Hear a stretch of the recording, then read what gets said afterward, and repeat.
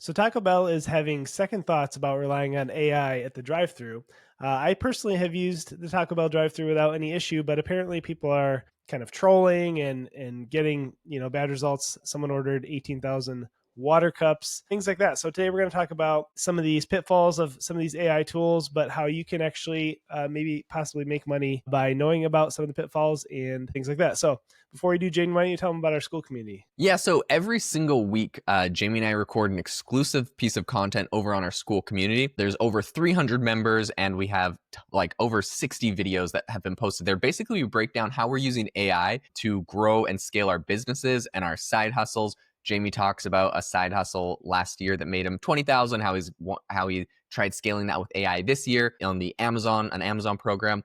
I've talked a lot about using AI for making music on and money off of Spotify, something I've been doing for over 5 years, and how AI basically is making this pretty insanely scalable. And actually, this week, I recorded an entire video talking about the tips and techniques to basically be successful in this, the best platforms to use, the best tools, and how I'm currently doing that right now. Every week, I'm releasing a new album. And I'm seeing some great streams. One of them is doing 3,000 streams a day, which is crazy. So anyways, if you're interested in any of that, it's $20 a month. You can go check it out. There's a link in the description to the school community. It's the AI Hustle School Community. We'd love to have you as a member. Yeah, a great community and a ton of fun. All right.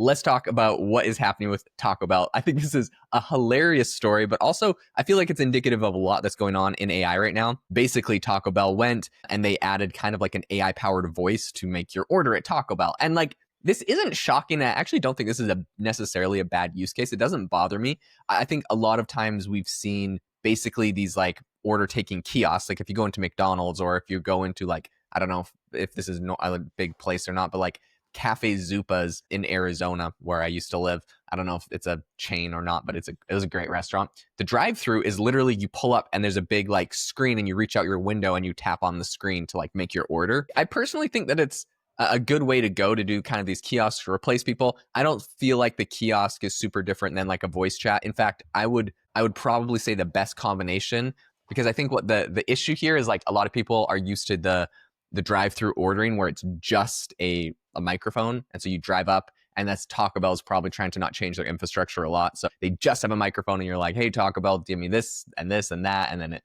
basically puts it all together. And I think you're going to get to a place where that's a point where that's not a bad option, although people are doing ridiculous things. But I think maybe a kiosk combo where you can like click on it or you could talk to it would be good. Some people probably like that. Probably the big touch screen TVs are expensive. And so Taco Bell doesn't want to, roll out 50,000 of those and spend a ton of money. So, so basically they've done the AI voices up until this point exclusively. And apparently they're thinking of rolling it back because they're getting, I don't know, kickback or pushback. People are saying all sorts of like funny things to them. And one of those that you mentioned, Jamie, was the fact that someone was so annoyed that this was an AI voice. They wanted to talk to a real person so bad that they ordered 18,000 cups of water to quote unquote bypass the AI agent and just get connected to an actual human server. I think we probably have all been in a similar experience when you're like calling your bank or something and it's like, this is an automated voice. What are you calling about? And you're just like, speak to a customer service representative. You're like, just talk to a person, like 000. Like you're just trying to talk to a person because you're like, Yep. You don't want to go through the whole rigmarole. So I get that. But at the end of the day, I think this is, if you think about it from a profit perspective, if you really had a system like this that was basically able to replace a person that just has to sit there asking for your order all day, and maybe that person can go do something else in the restaurant, or maybe you need less people at the restaurant. If the restaurant could be more profitable, number one, I think a lot of people would be like, well, great. Now the restaurant makes more money. It doesn't help the customer. But I think at the end of the day, if the restaurant does make more money, technically they can keep their prices lower. So for the customer, it would also make their food cheaper. So like for me, that's why I'm not like, I don't know, I'm not a big like hater on this and like, oh yeah, it's dumb, it's not as good. I'm like, no guys, let's just figure out how to make this thing work, because if you can use less people in the restaurant, my food doesn't have to keep doubling in price every year with crazy inflation, theoretically. No, that makes a ton of sense to me. And I've actually, with this Taco Bell drive-through thing, I've had it before where it's like a windy day and it won't pick up what I have said and it will transfer me to a real person. So, Mhm. I think, even if like a lot of these busy fast food places have two people or more taking orders at lunchtime, even if it replaces, one of them, and you have like just more of a manager type position who's overseeing the orders, jumping in when the AI fails or when someone orders 18,000 water cups. Like you said, that's still going to save the restaurant money and still be totally worth it. I just think this is one of those technology things where people are it's going to take some time for people to get used to. Hmm. Eventually everyone will use it and be comfortable with it. I remember those kiosks too used to be like, I'm going up to the counter. I don't want to order on that dumb machine, but now everyone just uses those, So it's just kind Yeah. of a growing pains, if you will. So I don't think they should necessarily rethink this idea. I think it's pretty solid. They just need to have, find some ways to make it more efficient. And this is where, if you're trying to make money with AI, I feel like, a lot of times we talk about the AI consultant hustle, where if you can have a lot of knowledge behind how these AI systems work, being updated on the latest technology, you can actually help businesses utilize AI and become more efficient with what they're using. So, for example, if you have a restaurant like Taco Bell who's trying to implement an AI ordering system, but they have it's their microphone is sitting right next to an air conditioner that's buzzing all day, that's going to really make it a lot less efficient and not really help them with their efficiency. So, but if you can come in and kind of audit for them, advise them, that's really a value to the business, and you can actually make a great money doing it. It's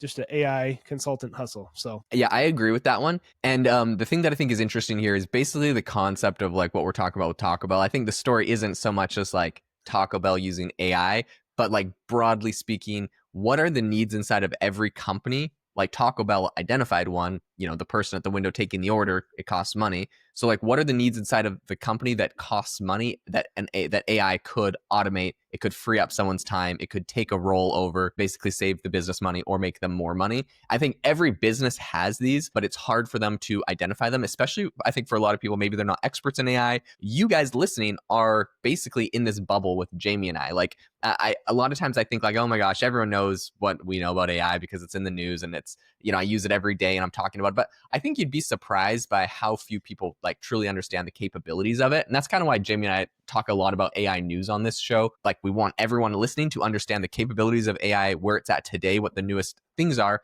because those are the easiest things that you can go and actually implement inside of a business to help it be more profitable. And so, yeah, when we talk about this Taco Bell story, I think a lot of the side hustle and the business making potential here is like basically identifying what are other businesses that you could consult on maybe in your industry or your niche that you're an expert at, whether that's HR or marketing or accounting or whatnot. And yeah, how can you go and consult and help businesses implement that? Because as we've talked about on the show, I have friends that are AI consultants. I've done AI consulting for companies, and you can charge thousands of dollars. I have someone that charges $20,000 every time they talk to an organization about AI and how to add AI capabilities to their company, and they'll charge that for like going and giving basically a talk at the company. So there's a ton of money to be made here. I think Taco Bell identified a unique one, and while it's kind of funny to poke holes and joke about someone ordering 18,000 cups to talk to a real person, this is where it's going to go in the future. We can see where the value is in it. And so, yeah, I think being someone that can help consult other companies is a great way to make money with AI. yeah, another thing I just thought of, actually back in the day in the 90s, my parents were secret shoppers for Bob Evans. Okay. So they would go, order food, sometimes through the drive through, order food. Sometimes we'd go in and then we would, evaluate the customer service and how it all, worked. And then in exchange, we would get free food for doing so. So, or like Sounds a like a great voucher for deal. food. So a great deal, but you could almost start a secret shopper for AI testing for companies just to kind of evaluate how their systems are working, where maybe they need tweaks. And maybe you could get some free Taco Bell out of it. Very, very cool. You could make that offer to a lot of different organizations other than Taco Bell, who might be a bit Right. big of a chain. But yeah, this is very, very interesting concept. Guys, thank you so much for tuning into the podcast today. Hope this was interesting and entertaining. If you learned anything new, we would love to hear about it in a review if you would love to review our podcast. And as always, make sure you join the AI Hustle School community. The price is currently $20 a month, or $21 a month, and it will be going up. We raised it $1 from last week and $1 from the week before. So every week we're raising it $1, but if you lock in at today's price, it won't ever be raised on you in the future. So if you're interested, you can go check out the link in the description, get it before it is raised to 22 and $22 a month and higher. We would love to have you as a member. Thanks so much for tuning in, and we'll catch you guys in the next episode.